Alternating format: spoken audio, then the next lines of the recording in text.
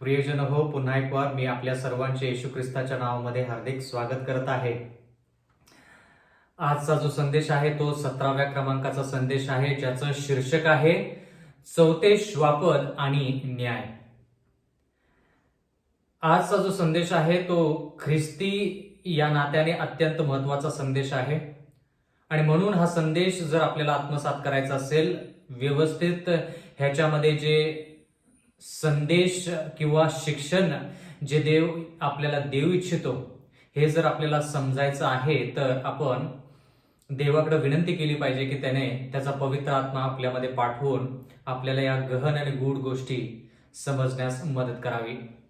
पुन्हा एक वार मी आपल्या सर्वांचे उपकार मानतो की तुम्ही दररोज या ठिकाणी देवाचं वचन ऐकण्याकरिता स्वतःला देवाशी जोडत आहात.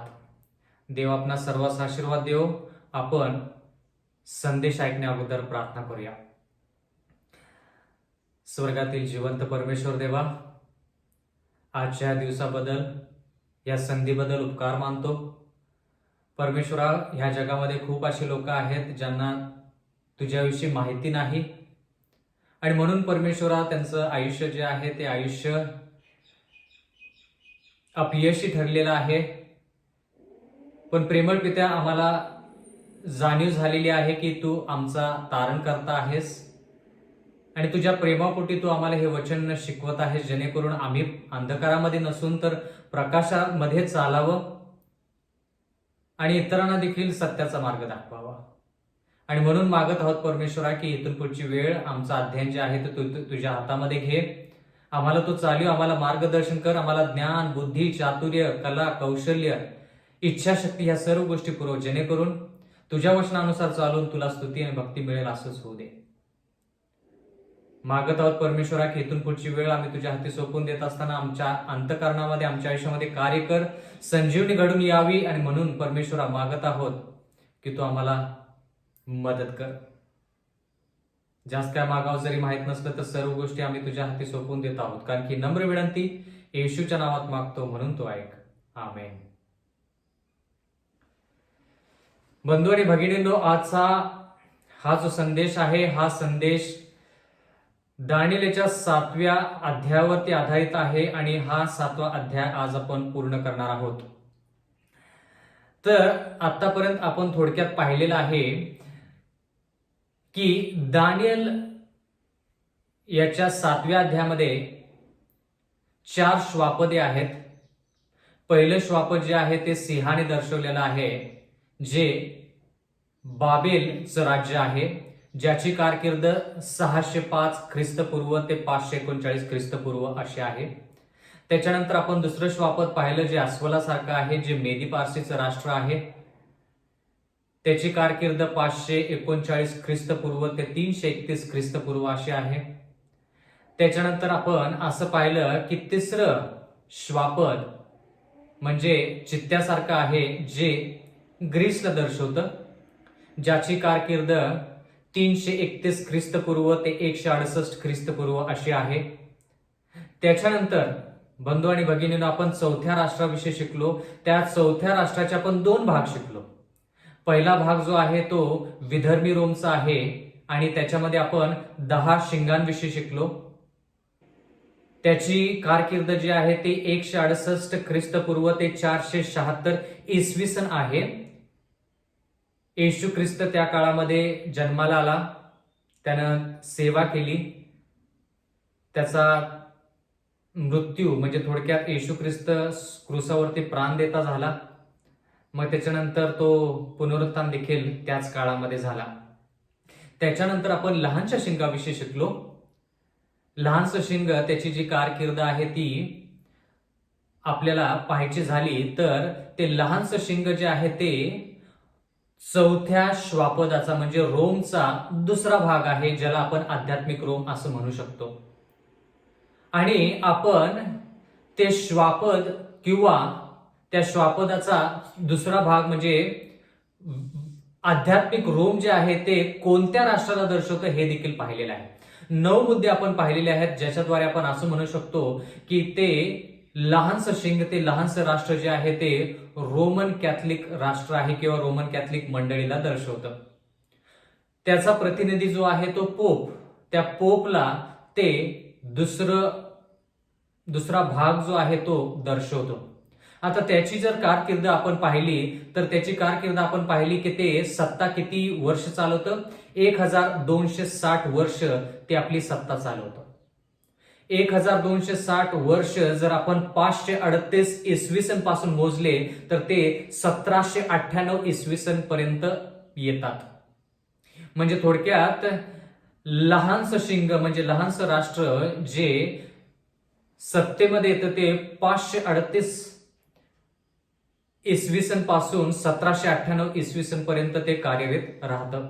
आणि आपण असंही पाहिलं की हे लहानसं शिंग वर यायच्या अगोदर त्यानं 10 शिंगांपैकी म्हणजे 10 राष्ट्रांपैकी 3 शिंगांचा म्हणजे 3 राष्ट्रांचा समूळ नाश केला. आणि ती 3 राष्ट्र म्हणजे हेरुली, वॅन्डल्स आणि ऑस्ट्रोगॉट्स. हेरुली, वॅन्डल्स आणि ऑस्ट्रोगॉट्स.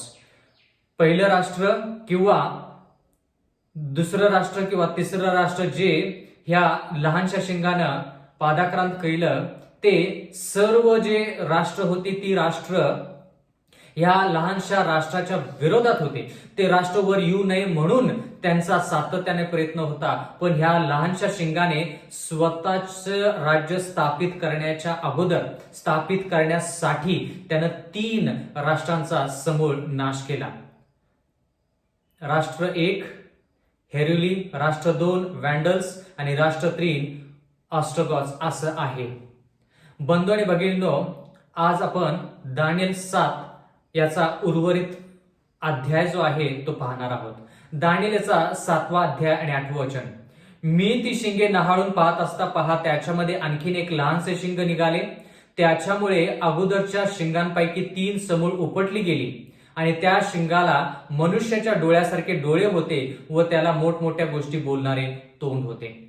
आता ह्या लहानशा शिंगाविषयी आपण बरंपैकी शिकलेलो आहोत, बरंच काही शिकलेलो आहोत. पण त्याला मनुष्यासारखे डोळे आहेत असं देवाचं वचन म्हणतं.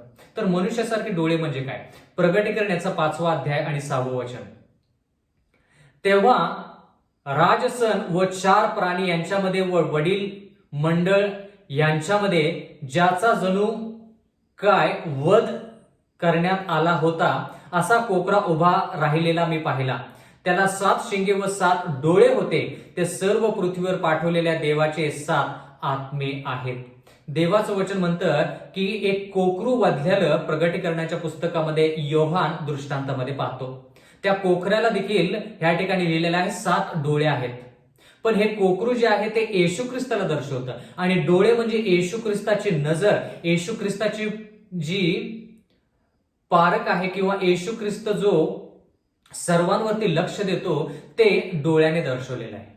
म्हणजे प्रत्येक हालचालीवरती येशू ख्रिस्ताचं लक्ष असतं. म्हणून त्या ठिकाणी असं लिहिलेलं आहे त्या कोकऱ्याला 7 डोळे होते.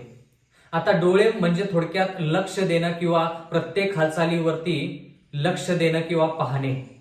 तर कोकऱ्याला देखील डोळे आहेत, पण ते कोकरू जे आहे ते दानिएल 7 मधलं श्वापद नाही किंवा दानिएल 7 मध्ये जे श्वापद आहे त्याचा दुसरा भाग जो आहे तो दुसरा भाग आध्यात्मिक रोम जो आहे तो आध्यात्मिक रोम नाही. येशू ख्रिस्त वेगळा आहे आणि आध्यात्मिक रोम वेगळा आहे. तर थोडक्यात दानिएलाला आपल्याला असं सांगायचं आहे की तेच शब्द जरी येशू ख्रिस्तासाठी ह्या श्वापदासाठी वापरले असले तरी देखील येशू ख्रिस्त म्हणजे ते श्वापद नाही. एवढंच दानिएलाला ह्या ठिकाणी सांगायचं आहे की ते श्वापद स्वतःला देव म्हणू इच्छितं, म्हणून देवाला जे शब्द वापरलेले आहेत ते शब्द या श्वापदाला देखील वापरलेले आहेत. आता पुढे जर आपण वाचलं तर देवाच्या वचनामध्ये लिहिलेलं आहे दानिएल याचा 7वा अध्याय आणि 9वं वचन. मी पाहत असता आसने मांडण्यात आली आणि एक पुराण पुरुष आसनारूढ झाला. त्याचा पेहराव बर्फासारखा पांढरा होता. त्याच्या डोक्याचे केस स्वच्छ लोकरीसारखे होते. त्याचे आसन प्रत्यक्ष अग्निज्वालामय होते व त्या आसनाची चक्रे धगधगीत अग्निरूप. देवाचं वचन म्हणतं की मी पाहत असता म्हणजे दानिएल पाहतच होता. दानिएल हा दृष्टांत पाहतच होता की देवाच्या वचनामध्ये असं लिहिलेलं आहे, आसने मांडण्यात आली. म्हणजे लहानशा शिंगाकडं ज्यावेळेस दानिएल लक्ष देत होता त्यावेळेस देवाचं वचन म्हणतं की त्याला दृष्टांतामध्ये आसने आसने मांडलेली त्यानं पाहिलेली आहेत.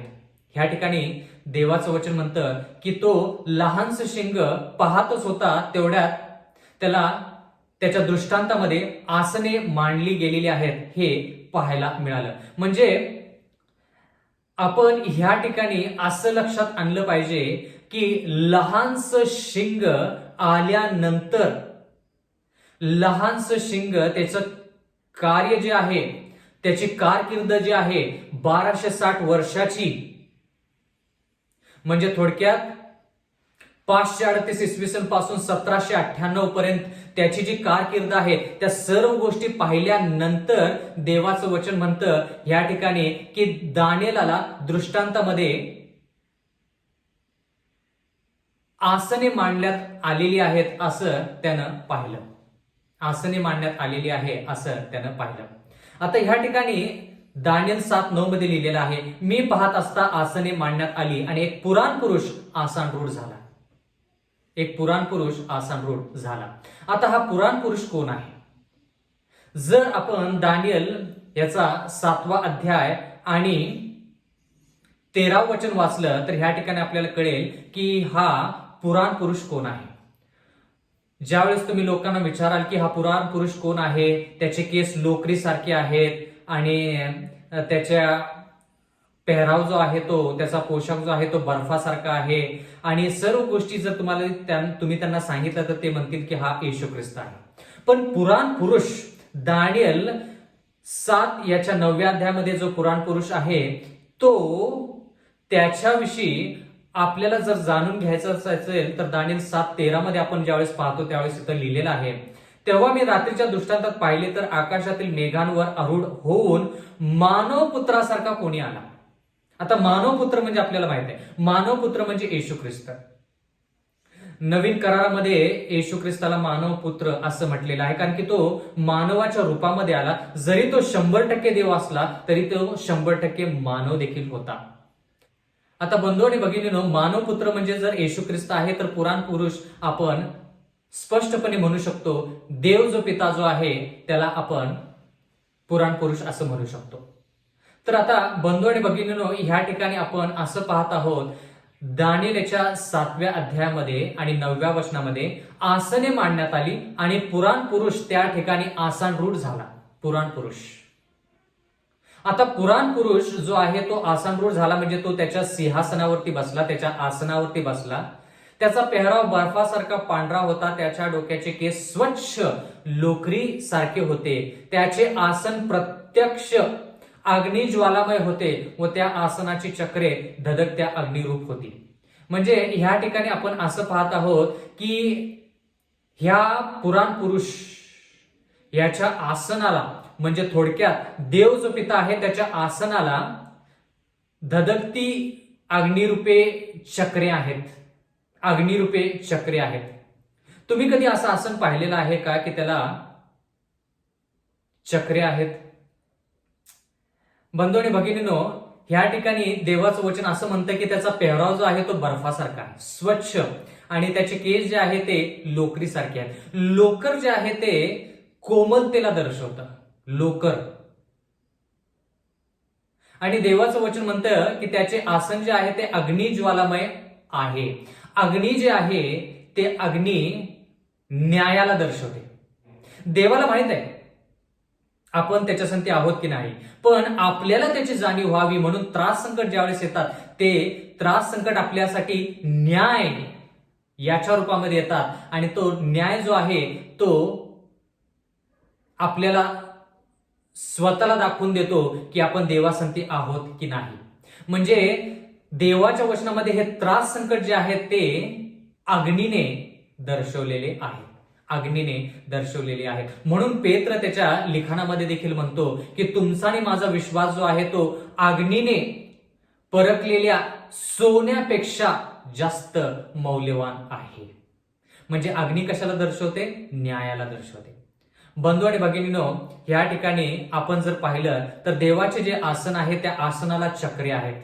खूप लोकांना वाटतं की परमेश्वर पिता जो आहे त्याचं जे आसन आहे, त्याचं जे सिंहासन आहे ते परम पवित्र स्थानात किंवा महापरम पवित्र स्थानात किंवा महापवित्र स्थानामध्ये त्या आसनाला चक्रे नाहीत, म्हणून ते आसन किंवा देव जो आहे तो परम पवित्र स्थानामध्येच आहे. नाही, तसं नाही.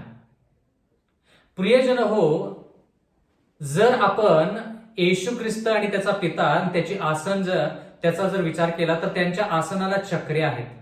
म्हणजे थोडक्यात ज्यावेळेस प्रेषितांचे कृत्य याच्या 7व्या अध्यायामध्ये आपण वाचलं की स्टेफननं ज्यावेळेस संदेश दिला त्यावेळेस यहुदी लोकांना ते वचन जे आहे ते त्यांच्या मनाला खूप झोंबलं आणि म्हणून त्यांनी काय केलं, स्टेफनला धोंडमार करून त्याचे प्राण घेतले. प्राण जाण्याच्या अगोदर प्रकाशित वाक्याच्या 7व्या अध्यायामध्ये 54 पासून जर पुढे तुम्ही वाचाल तर त्या ठिकाणी तुम्हाला कळेल की स्टेफन आकाशाकडे आपली दृष्टी लावतो आणि त्याला तो त्या ठिकाणी येशू ख्रिस्त त्याच्या पित्याच्या उजव्या बाजूला उभा असलेला तो दिसतो. म्हणजे थोडक्यात येशू ख्रिस्त स्वर्गरोहण झाल्यानंतर ह्या गोष्टी ज्या आहेत ह्या गोष्टी स्टेफनला मरण्याच्या अगोदर पाहायला मिळतात. म्हणजे स्टेफन आपला प्राण देण्याच्या अगोदर तो आकाशातील दृष्टी लावतो आणि त्याला येशू ख्रिस्त त्याच्या पित्याच्या उजव्या बाजूला उभा आहे असा दिसतो. 34 इसवी सन मध्ये स्टेफनला धोंडमार करण्यात आली आणि त्यानं आकाशाकडे पाहिलं त्यावेळेस त्याला कळालं की येशू ख्रिस्त स्वर्गरोहण जो झालेला आहे तो पित्याच्या उजव्या बाजूला उभा आहे. आता येशू ख्रिस्त त्यावेळेस पवित्र स्थानामध्ये होता. ज्यावेळेस स्टेफनला धोंडमार करण्यात आली त्यावेळेस पिता देखील पवित्र स्थानामध्ये होता. म्हणजे बंधू आणि भगिनींनो, जर आपण पाहिलं तर येशू ख्रिस्त ज्यावेळेस स्वर्गरोहण झाला तो पवित्र स्थानामध्ये गेला, पवित्र स्थानामध्ये गेला. आता तो सध्या कुठं आहे याच्याविषयी आपण जास्त शिकणार आहोत येणाऱ्या अध्यायामध्ये. पण तोपर्यंत देवाच्या वचनामध्ये आपण असं पाहत आहोत की त्याच्या आसनाला चक्रे आहेत. म्हणजे ते आसन एका ठिकाणाहून दुसऱ्या ठिकाणी जाऊ शकतं. आसन जे आहे ते देवाच्या अस्तित्वाला दर्शवतं, आसन जे आहे ते देवाच्या कार्याला दर्शवतं.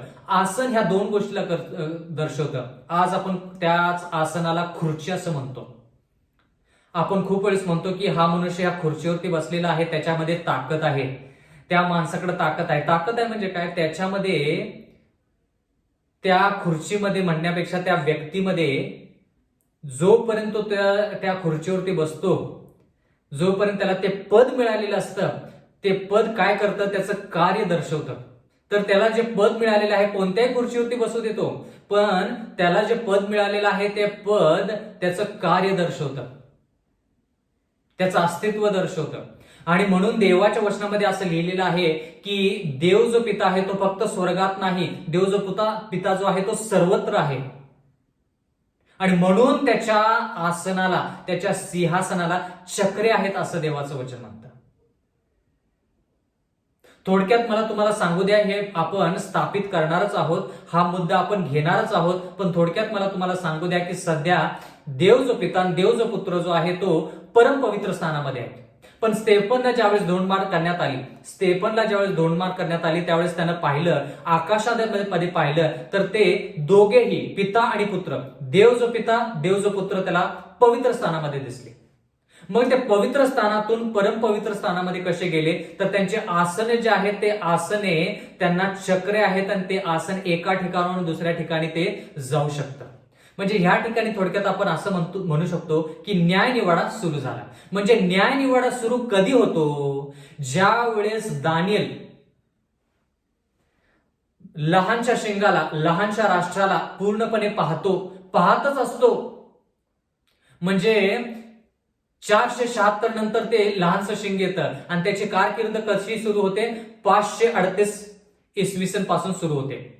मग तुम्ही प्रश्न विचाराल की 476 इसवी सन पासून 538 इसवी सन पर्यंत काय झालं. बंधू आणि भगिनींनो, आपण आताच शिकलो आहोत की लहानशा शिंगाने 3 राष्ट्र जे आहेत ते त्यांचा समूळ नाश केला आणि स्वतःच राज्य स्थापन केलं. मग लढाई करायची, देशांना पादाक्रांत करायचं आणि मग अस्तित्वात यायचं, देश म्हणून ओळखलं जाण्यासाठी त्याला वर्ष लागली.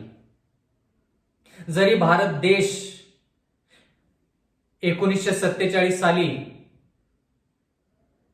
स्वतंत्र झाला, तर देश म्हणून ओळखण्यासाठी प्रजासत्ताक हा राष्ट्र आहे, हे राज्य आहे, हा देश आहे, हे ओळखण्यासाठी जवळपास 3 वर्ष लागले. 1950 मध्ये भारत प्रजासत्ताक असा देश म्हणून ओळखला गेला. तसंच लहानसं शिंग, लहानसं राष्ट्र स्थापित करण्यासाठी त्याला जवळपास 30 किंवा 30 पेक्षा जास्त वर्ष लागली आणि म्हणून त्याची कारकीर्द 538 पासून सुरू होते. 1 काळ, 2 काळ आणि अर्धा काळ म्हणजे 1260 वर्ष आणि त्याची कारकीर्द 1798 ला संपते. ह्या सर्व गोष्टी पाहिल्यानंतर देवाचं वचन म्हणतं दानियल याच्या 7व्या अध्यायामध्ये आणि 9व्या वचनामध्ये की मी पाहत असता, म्हणजे लहानसं शिंग पाहत असता आसने मांडण्यात आली व पुराण पुरुष आसनरूढ झाला. म्हणजे थोडक्यात ह्या ठिकाणी न्याय सभा भरली असं देवाचं वचन आपण म्हणू शकतो. म्हणजे न्याय निवाडा जो आहे तो न्याय निवाडा लहानशा शिंगाची कारकीर्द संपल्यानंतर दानियेलानं पाहिली. म्हणजे लहानसं शिंग 1798 इसवी सनच्या नंतर जे निघून गेलं त्याला मोठा घाव झाला, त्याच्यानंतर आसने मांडण्यात आली असं देवाचं वचन म्हणतं. म्हणजे न्याय निवाडा 1798 इसवी सनच्या नंतर सुरू झाला. बंधू आणि भगिनींनो, ह्या ठिकाणी लिहिलेलं आहे दानियल 7 याचा 10वा अध्याय. त्या समोरून अग्नी प्रवाह वाहत होते, हजारो लोक त्याची सेवा करीत होते, लाखो लोक त्याच्या समोर उभे होते. न्याय सभा भरली, वह्या उघडल्या गेल्या. आता परत या ठिकाणी तर स्पष्टच लिहिलेलं आहे की न्याय सभा भरली आणि वह्या उघडल्या गेल्या. म्हणजे थोडक्यात न्याय जो आहे तो लहानशा शिंगाच्या कारकिर्दीच्या नंतर सुरू होतो. म्हणजे 538 इसवी सन ते 1798 इसवी सन पर्यंत न्याय निवाडा सुरू होत नाही, आसने मांडले जात नाहीत. देवाचं वचन म्हणतं की मी पाहत असताना, म्हणजे दानियल ह्या गोष्टी लहानशा शिंगाविषयी पाहत असताना त्याच्यानंतर म्हणजे 1798 इसवी सनच्या नंतर न्याय निवाडा सुरू झाला. या ठिकाणी वह्या उघडण्यात आले. म्हणजे थोडक्यात लोकांनी केलेलं पाप ती वही, लोकांनी चांगली कृत्य केलेली जी वही आहे ती कृत्य त्या वहीमध्ये लिहिलेली आहे. म्हणजे एक वही आहे ज्याच्यामध्ये लोकांनी पाप केलेलं आहे, ती एक वही आहे. दुसरी वही आहे ज्याच्यामध्ये लोकांचे चांगले कृत्य नमूद केलेले आहेत, ही दुसरी वही झाली. आणि तिसरी वही म्हणजे थोडक्यात जीवनी पुस्तक. हे 3 पुस्तकं उघडण्यात आली आणि लोकांचा न्याय करण्यात आला. एवढंच नाही तर दानियल याच्या 7व्या अध्यायामध्ये 11व्या वचनामध्ये आपण पाहतो, त्यावेळी त्या शिंगातून निघालेला मोठा शब्द ऐकून मी पाहत असता त्या श्वापदाचा वध करण्यात आला, त्याचे शरीर छिन्न भिन्न करण्यात आले व ते जळावे म्हणून अग्नीत टाकण्यात आले, एवढे मी पाहिले. आपण असं म्हणू शकतो की लहानशा शिंगाविषयी दानियल पाहतच होता. दानियल 7वा अध्याय 7वं वचन आणि दानियल 7वा अध्याय 8व्या वचनामध्ये, ह्या 2 वचनामध्ये दानियल लहानशा शिंगाला पाहतच होता. पण देवाचं वचन म्हणतं 9व्या वचनामध्ये की आसने मांडण्यात आली, म्हणजे न्यायसभा भरली. मग न्यायसभा झाल्यानंतर किंवा थोडक्यात न्यायसभा जी आहे ती न्यायसभेच्या नंतरचं दृश्य जे आहे ते कोणतं आहे? परत देवाचं वचन म्हणतं त्यावेळी त्या शिंगातून निघालेला मोठा शब्द मी ऐकून पाहत असता त्या श्वापदाचा वध करण्यात आला. म्हणजे थोडक्यात 538 इसवी सन ते 1798 इसवी सन लहानसं शिंग, त्याच्यानंतर न्यायसभा भरली. न्यायसभा ज्यावेळेस संपते त्यावेळेस देवाचं वचन म्हणतं की ह्या श्वापदाला परत त्या दृष्टांतामध्ये आणलेलं आहे आणि ह्या श्वापदाचा नाश त्या दृष्टांतामध्ये दाखवलेला आहे. म्हणजे श्वापद, न्याय आणि परत श्वापद, म्हणजे श्वापदामध्ये दोन्हीच्या मध्ये न्याय होत आहे असं देवाचं वचन आपल्याला सांगतं.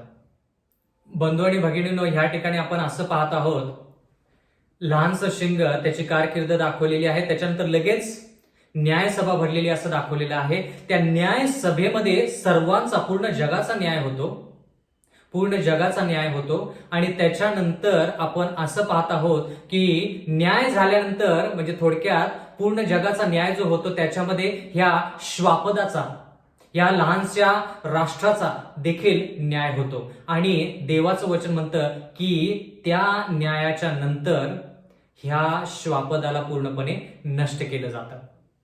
आता दानिएलचा 7वा अध्याय आणि 12 वचन. इतर श्वापदाविषयी म्हणाल तर त्यांचा अधिकार हरण करण्यात आला, तरी काही मुदतीपर्यंत काही काळ पावेतो त्यांचा प्राण वाचवण्यात आला. देवाचं वचन म्हणतं की एका पाठीमागून एक हे श्वापद निघून गेले, पण जरी त्यांचे राष्ट्र निघून गेले तरी काही काळासाठी त्यांचे प्राण वाचवण्यात आले. म्हणजे थोडक्यात बाबेलचं जे राष्ट्र आहे ते निघून गेल्यानंतर मेदी पारसीचं राष्ट्र आलं. पण देवाचं वचन म्हणतं की बाबेलचं राष्ट्र निघून जरी गेले तर त्याचे प्राण वाचवण्यात आले. कसे वाचवण्यात आले? मग मेदी पारशीचं राष्ट्र गेलं तर देवाचं वचन म्हणतं की बाबेल आणि मेदी पारशीचं जे राष्ट्र आहे त्याचे थोडे प्राण वाचवण्यात आले. मग बाबेल गेलं, मेदी पारशी गेलं, मग ग्रीस गेलं, तरी देखील देवाचं वचन म्हणतं की त्या राष्ट्रांचे प्राण थोडे वाचवण्यात आले. तर त्याचे प्राण वाचवण्यात आले म्हणजे काय? बंधू आणि भगिनींनो, जरी राष्ट्र निघून गेले तर त्याचे गुणधर्म जे आहेत ते गुणधर्म निघून गेले नाहीत. बाबेलचं राष्ट्र जरी नष्ट झालं तर त्याचे गुणधर्म कोणी घेतले? मेदी पारशीने घेतले. मग बाबेल आणि मेदी पारशी जरी निघून गेले तर मेदी पारशी आणि बाबेलचे गुण कोणी घेतले? ग्रीसने घेतले. मग ग्रीसचं राष्ट्र निघून गेलं तरी देखील चौथं जे राष्ट्र आहे जे अति विकराळ आहे, भयंकर आहे, त्याच्यामध्ये कोणाचे गुण आहेत? बाबेलचे गुण आहेत, मेदी पारशीचे गुण आहेत आणि ग्रीसचे गुण जे आहेत ते सर्व गुण चौथ्या श्वापदामध्ये आहेत. म्हणजे थोडक्यात मेदी पारशी म्हणतं बाबेलला की बाबेल तू काहीच केलं नाहीस देवाच्या विरुद्ध, मी बघ तुझ्यापेक्षा जास्त वाईट गोष्टी देवाच्या नजरेमध्ये करतो. आणि म्हणून बाबेलपेक्षा वाईट गुण मेदी पारशीमध्ये, म्हणजे बाबेलचे गुण मेदी पारशीने घेतले आणि स्वतःचे गुण तर वाईट आहेतच. मग मेदी पारशी निघून गेलं त्यावेळेस ग्रीस म्हणाले की मेदी पारशी तुम्ही देवाविरुद्ध काहीच केलं नाही, मी किती वाईट करतो बघा. मग ग्रीसमध्ये बाबेल आणि मेदी पारशीचे गुण ग्रीसमध्ये आले. म्हणजे थोडक्यात काय, राष्ट्र निघून गेलं पण त्या राष्ट्राचे प्राण कसे वाचवले ते आपण पाहतो. त्या राष्ट्राचे प्राण म्हणजे त्या राष्ट्राचे गुणधर्म येणाऱ्या राष्ट्रामध्ये आलेत किंवा आहेत हे आपण पाहत आहोत. बाबेल जरी गेलं तर त्याचे गुणधर्म मेदी पारशीमध्ये राहिलेच. मेदी पारशी बाबेल गेलं तरी देखील त्याचे गुणधर्म ग्रीसमध्ये, ग्रीस गेलं, मेदी पारशी गेलं, बाबेल गेलं, ते सर्व गुणधर्म चौथ्या श्वापदावर. म्हणून चौथं श्वापद जे आहे ते सर्वात भयंकर, विकराळ, लोखंडी दात, पितळीची नखे, सर्व खाऊन सुराकरी आणि पायाखाली तुडवते असं देवाचं वचन म्हणतं. कारण की का, सर्व जे गुण वाईट जे आहेत बाकीच्या राष्ट्रांमध्ये ते सर्व गुण या लहानशा शिंगामध्ये, लहानशा राष्ट्रामध्ये आहेत. दानिएलचा 7वा अध्याय आणि 13 वचन. तेव्हा मी रात्रीच्या दृष्टांतात पाहिले तर आकाशातील मेघावर आरूढ होऊन मानवपुत्रासारखा कोण आला, तो त्या पुरुषाकडे आला व त्याने त्याच्याजवळ नेले.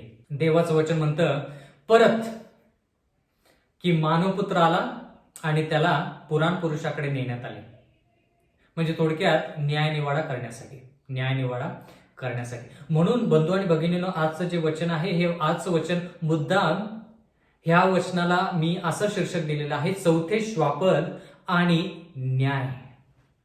चौथे श्वापद आणि न्याय म्हणजे चौथ्या श्वापदाचा आणि न्यायनिवाडाचा, पूर्ण जगाचा न्यायनिवाडा जो आहे तो न्यायनिवाडा कसे संबंधित आहेत हे आपण या ठिकाणी पाहत आहोत. बंधू आणि भगिनींनो, मला पुढे जाण्याच्या अगोदर मला तुम्हाला हे सांगू द्या की हे चौथं श्वापद जे आहे ना, हे चौथं श्वापद देव असंही म्हणू शकला असता की हे चौथं श्वापद निघून गेलं, सर्व झालं आणि मग न्यायनिवाड्याविषयी सांगितलं असतं. पण देवाला काय करायचंय, श्वापदाविषयी सांगत असतानाच न्यायनिवाडा देवाने दाखवला. कोणाला? दानिएलला. मग न्यायनिवाडा दाखवत असतानाच परत त्यानं श्वापदाकडे नेलं, सांगितलं की हे श्वापद न्यायनिवाड्याच्या नंतर नष्ट होणार. म्हणजे थोडक्यात देवाला आपल्याला हे सांगायचं आहे की हे चौथं श्वापद जे आहे त्याचा प्रभाव, बंधू आणि भगिनींनो, ह्या लहानशा राष्ट्राचा प्रभाव आपल्या, तुमच्या आणि माझ्या न्यायनिवाड्यावरती होतो हे दाखवण्याकरिता देवाने मुद्दाम न्यायनिवाड्याचं जे दृश्य आहे ते श्वापदाला दाखवताना मध्ये आणलं, जेणेकरून आपण श्वापदाकडे पण लक्ष देऊच, पण जास्त लक्ष आपलं कुठं पाहिजे? न्यायनिवाड्याकडे.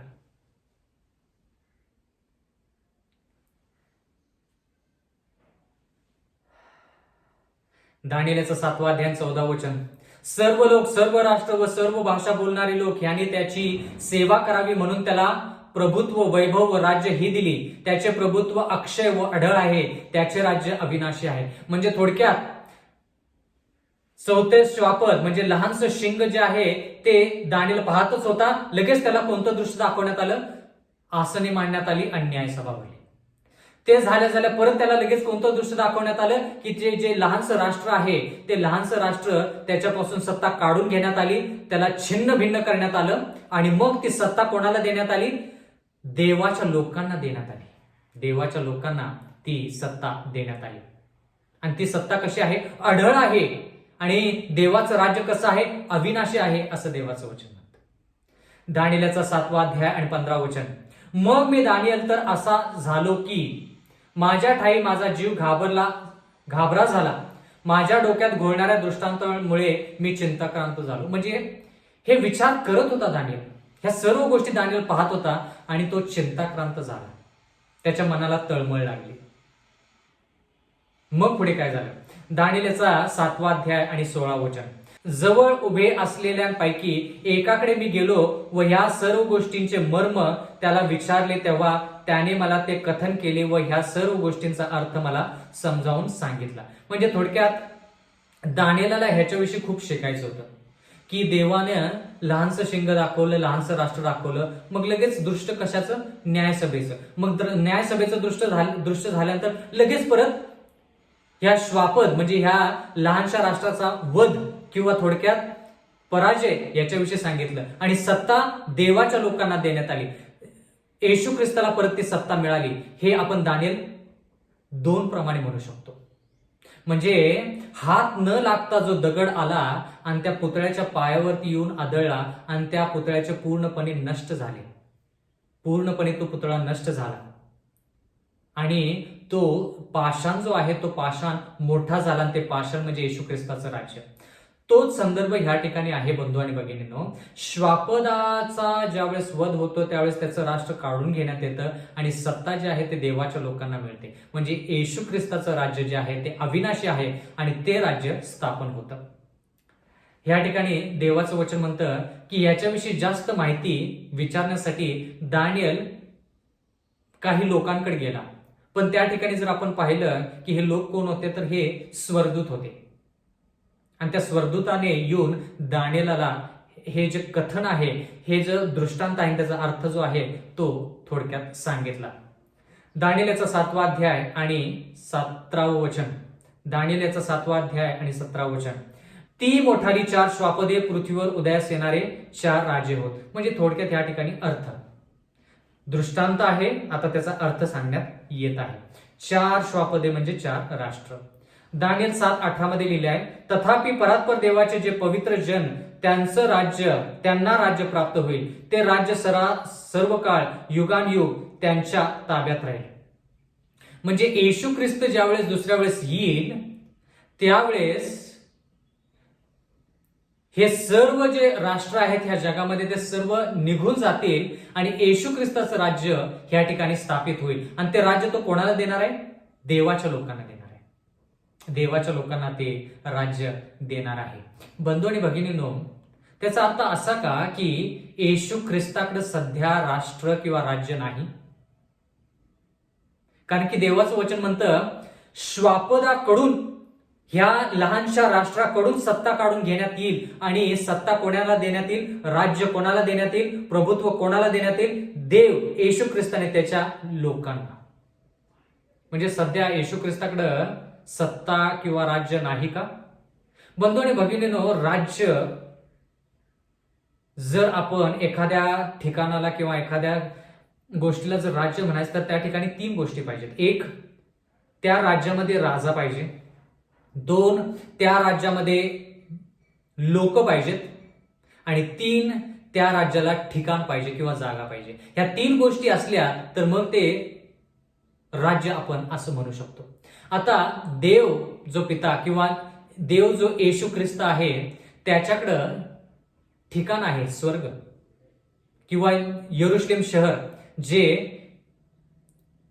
नंतर स्वर्गातून खाली येणार आहे. ते यरुशलेम शहर म्हणजे ठिकाण आहे. राजा कोण आहे? येशू ख्रिस्त स्वतः आहे. पण त्याच्याकडे सध्या कोण नाहीये? लोक नाहीयेत. म्हणजे थोडक्यात तुम्ही आणि मी किंवा पवित्र लोक जे आहेत ते अजून त्याला मिळालेले नाहीत. पण ज्या वेळेस तो दुसऱ्या वेळेस येईल त्यावेळेस तो न्यायनिवाडा केलेल्या जो न्यायनिवाडा त्याने केलेला आहे लोकांचा, त्या पवित्र लोकांना तो काय करेल? ती सत्ता देईल. म्हणजे त्याचं राज्य काय होईल? पूर्ण होईल. बंधू आणि भगिनींनो, तुम्ही योहान 14 मध्ये वाचलेलंच असेल की येशू ख्रिस्त म्हणतो की मी माझ्यावरती विश्वास ठेवता, पित्यावरती विश्वास ठेवता तसा माझ्यावरती विश्वास ठेवा. माझ्या पित्याच्या घरात भरपूर असे घर आहेत, भरपूर अशी जागा आहे. मग जागा जर त्याच्याकडे आहे तर मग तो काय करत आहे नेमकं? म्हणजे थोडक्यात जसं आपण म्हणालो, राज्य म्हटल्यानंतर त्या ठिकाणी राजा पाहिजे. तर येशू ख्रिस्त राजा आहे. त्या ठिकाणी ठिकाण पाहिजे, जागा पाहिजे. राज्य स्थापन करायचं तर जागा पाहिजे. आपण हवेत राज्य स्थापन करू शकत नाही. म्हणजे तो म्हणतो की माझ्या पित्याच्या घरात पुष्कळ अशा जागा आहेत. म्हणजे थोडक्यात काय, जागा तर आहे पण त्याच्याकडे कोण नाहीये. तिसरी गोष्ट म्हणजे त्याच्याकडे लोक नाहीयेत. आणि म्हणून जोपर्यंत न्याय होत नाही तोपर्यंत त्याचे लोक त्याला मिळणार नाहीत. म्हणून देवाचं वचन म्हणतं की हे 4थं श्वापद जे आहे ते 4थं श्वापदाची इच्छा आहे की न्याय निवाडा ज्यावेळेस सुरू होईल त्यावेळेस त्या श्वापदाने त्रास संकट लोकांना देऊन त्या लोकांचं लक्ष न्याय निवाड्यापासून काढून दुसरीकडे लावायचं, जेणेकरून देवाचे लोक देवाला मिळू नयेत, त्याला प्राप्त होऊ नयेत. कळालं का? म्हणून देवाने मुद्दाम पहिलं श्वापदाविषयी सांगितलं, लगेच दृष्ट कुठं नेलं? न्यायसभेकडं. मग लगेच न्यायसभेतून कुठं दृष्ट नेलं? त्या श्वापदाचा अंत. मग त्याच्यानंतर लगेच लक्ष कुठं नेलं आपलं? ज्या ठिकाणी देवाला त्याचं वैभव, लोकांना त्यांचं राज्य मिळतं, या ठिकाणी. दानिएलचा 7वा अध्याय आणि 19वा वचन. मग ते 4थे श्वापद तर इतरांहून भिन्न असून अतिविक्राळ होते. त्याचे दात लोखंडाचे व नखे पितळेची होती. जे सर्व काही चावून त्याचा चुरा करी व उरलेली आपल्या पायाखाली तुडवी. त्याचे काय ते कळावे म्हणून मी इच्छा दर्शवली. म्हणजे ह्या ठिकाणी अर्थ सांगण्यात येत आहे. दानिएल 7:20. त्याच्या डोक्याला 10 शिंगे असून आणखीन एक शिंग निघाले, त्यामुळे 3 शिंगे उपटून पडली. त्या शिंगाला डोळे व मोठमोठ्या गोष्टी बोलणारे तोंड असून त्या आपल्या बरोबरच्या इतर शिंगांहून लठ्ठ दिसत होते. या सगळ्यांचे मर्म काय ते कळावे म्हणून मी इच्छा दर्शवली. दानिएलचा 7वा अध्याय 21वा वचन. मी पाहिले तो त्या शिंगाने पवित्र जनाबरोबर युद्ध केले व त्यांच्यावर प्राबल्य झाले. म्हणजे ह्या राष्ट्राने काय केलं? सत्ता चालवली देवाच्या लोकांवर. आता बंधू आणि भगिनींनो, मला तुम्हाला हे सांगू द्या की देवाच्या वचनामध्ये असं लिहिलेलं आहे की श्वापदानंतर न्यायसभेचं दृश्य, न्यायसभेनंतर परत श्वापदाचं दृश्य दाखवलेलं आहे. 538 इसवी सन पासून 1798 इसवी सन पर्यंत त्याचे कार्य चालते, त्याची सत्ता चालते. पण 1798 इसवी सन मध्ये काय होतं की फ्रान्स राजा जो आहे, जो नास्तिक आहे, तो येतो आणि या पोपला बंदी म्हणून घेऊन जातो 1798 इसवी सन मध्ये. मग तसं झाल्यानंतर हा पोप जो आहे त्याची सत्ता थोड्या काळासाठी काढून घेतली जाते.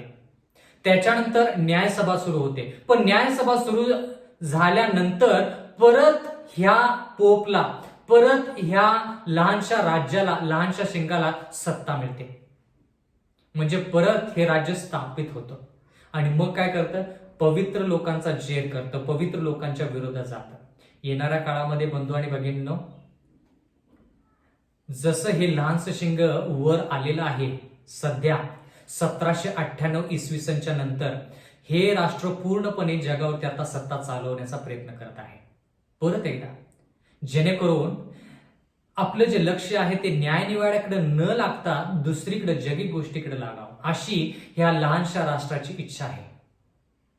आपण लोकांच्या विरोधात नाही, पण त्यांचे जे विचार आहेत, त्यांची जी जीवनशैली आहे, त्यांचे जे कार्य आहे, त्यांचे जे योजना आहे, जे देवाच्या विरोधात आहे, त्या योजनेच्या विरोधात आपण आहोत. आपण लोकांच्या विरोधात नाही. तो कोणत्याही धर्माचा व्यक्ती असू दे, कोणत्याही मंडळीमधला व्यक्ती असू दे, येशू ख्रिस्ताने त्याच्यासाठी प्राण दिले, आपणही त्यांच्यासाठी प्राण दिले पाहिजेत. पण सत्य जे आहे ते सत्य आपण त्यांना दाखवलं पाहिजे आणि त्यांचा आपण बचाव केला पाहिजे. बंधू आणि भगिनींनो, आपण पुढे वाचूया. या ठिकाणी देवाचं वचन म्हणतं, दानिएलचा 7वा अध्याय आणि 23वा वचन.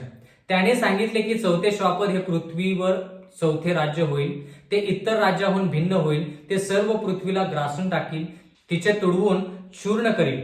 एवढंच नाही, दानिएल 7:24 मध्ये लिहिलेलं आहे, आता 10 शिंगांविषयी विचारशील तर त्या राज्यातून 10 राजे निघतील आणि त्यानंतर आणखीन एक राजा निघेल. तो त्या पूर्वीच्या राजाहून भिन्न असून तिघा राजांना पादाक्रांत करेल.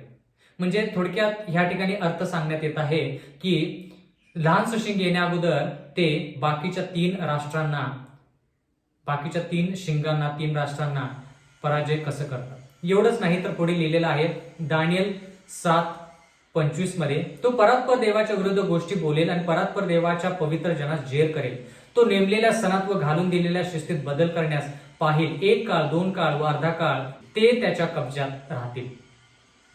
म्हणजे 1260 वर्षाची कारकीर्द ह्या ठिकाणी आपण पाहत आहोत. त्याच्यानंतर दानिएल 7:26 मध्ये लिहिलेलं आहे, पण न्यायसभा भरेल, त्याचे प्रभुत्व काढून घेतील, त्याचा नाश करतील व त्याचा कायमचा नयनाट करतील. आता बंधू आणि भगिनींनो, हे जे राष्ट्र आहे, हे लहानसं राष्ट्र जे आहे, असं देवाचं वचन म्हणत नाही की हे लहानसं राष्ट्र 5वे श्वापद आहे, असं देवाचं वचन म्हणत नाही. 4च श्वापदे आहेत, पण त्या 4थ्या श्वापदाचे 2 भाग आहेत. पहिला भाग जो आहे तो विदर्भी रोम, ज्याची कारकीर्द 168 ख्रिस्तपूर्व ते 476 इसवी सन पर्यंत आहे. आणि दुसरा जो भाग आहे तो आध्यात्मिक रोम, ज्याला आपण पोपची सत्ता म्हणतो,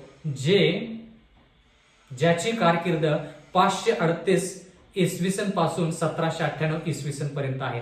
त्याच्यानंतर त्याला बंदी म्हणून घेऊन जातात, त्या पोपला बंदी म्हणून घेऊन जातात, त्याला कैद करतात. पण त्याच्यानंतर तो पोप परत सुटलेला आहे किंवा त्याची सत्ता त्याला परत मिळालेली आहे आणि आता तो पूर्ण जोमाने काय करत आहे, देवाच्या योजनेच्या विरुद्ध कार्य करत आहे.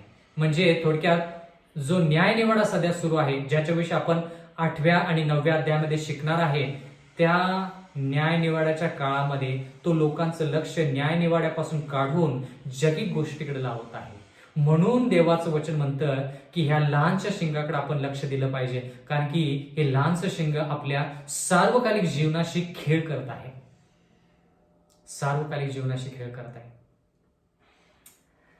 दानिएलचा 7वा अध्याय 27वा वचन, राज्य, प्रभुत्व, संपूर्ण आकाशाखालील राज्यांचे वैभव ही परात्पर देवाची प्रजा, हे जे पवित्र जन ह्यांना देण्यात येतील. त्याचे राज्य सनातन आहे, सर्व सत्ताधीश त्याची सेवा करतील आणि त्याचे अंकित होतील.